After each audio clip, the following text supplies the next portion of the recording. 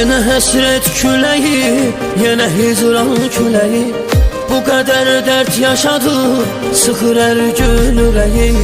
Bacarmıram nə edim, sənə bir söz deməyi, küsməyindən qorxuram, ürəyim küsəsən, ürəyim küsəsən.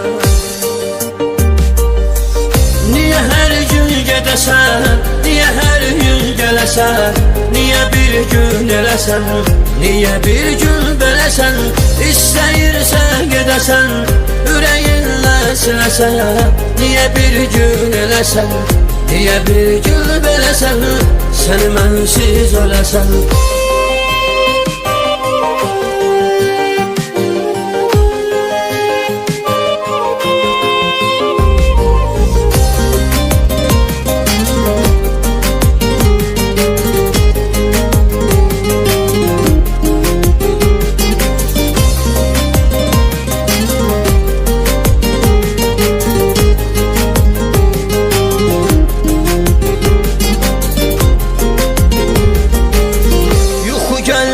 Gözümə yatıram ayıq sayıq, bizə nə olubdu iki yolun ortasındayıq. Biz ya dost olmalıyıq, ya da ayrılmalıyıq, küsməyindən qorxuram, ürəyim küsəsən, ürəyim küsəsən.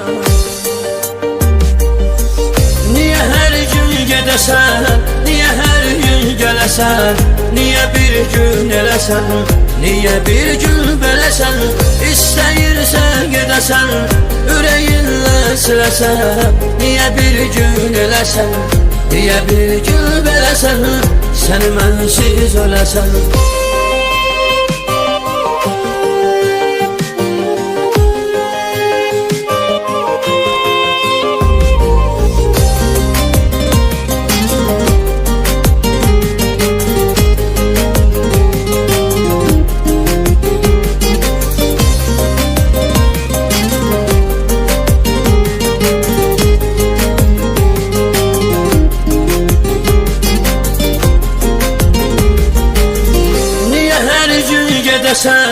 Niyə hər gün gələsən, niyə bir gün eləsən, niyə bir gün beləsən, istəyirsən gedəsən, ürəyinlə siləsən, niyə bir gün eləsən, niyə bir gün beləsən, səni mənsiz öləsən.